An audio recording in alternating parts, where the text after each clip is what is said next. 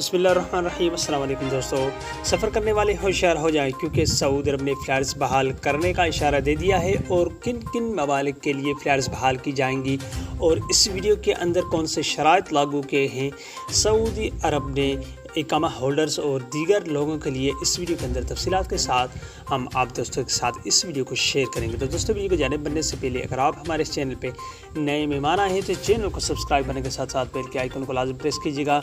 जो भी हम लेटेस्ट वीडियो बनाएंगे उसका नोटिफिकेशन आप दोस्तों तक हर वक्त पहुँचता रहेगा। दोस्तों, इस वीडियो को लाइक कीजिए और ज़्यादा से ज़्यादा अपने दोस्तों के साथ भी इस वीडियो को शेयर कीजिएगा कि ये इन्फॉर्मेशन फ़्लाइट्स के मुताल्लिक आपके दोस्तों को भी हासिल हो सके। तो दोस्तों, बिना टाइम ज़ाया किए हुए इस वीडियो का आगाज़ करते हैं। तो दोस्तों, सऊदी अरब ने फ़्लाइट्स बहाली के हवाले से ईद के बाद इशारा दे दिया है और वज़ारत दाखिला की जानिब से फ़्लाइट्स बहाली के बाद जो भी दोस्त एयरपोर्ट्स पे आएंगे उनके हमराह उनके साथ सर्टिफिकेट लाजम होना चाहिए। PCR टेस्ट के हवाले से कोई भी अपडेट्स वाज़ेह नहीं की गई है, मगर उन्होंने कहा अगर आपके पास जो सर्टिफिकेट वैक्सीनेशन लगी होगी 2 डोज, तो वो आपको सऊदी अरब के अंदर दाखिल होने में कोई भी दिक्कत और परेशानी नहीं होगा। अगर नहीं होगी तो आपको हो सकता है कि करंटीन या अपने खर्चे भी करना पड़े, क्योंकि सऊदी हुकाम के जानिब से एक सख्ती बरतते हुए कहा है कि जो भी एयरलाइंस सऊदी अरब के अंदर दाखिल होगी उनके लिए शराइत लाज़िम है कि जो भी पैसेंजर हो उनको आप तफ्तीश के साथ सर्टिफिकेट जो भी डॉक्यूमेंट से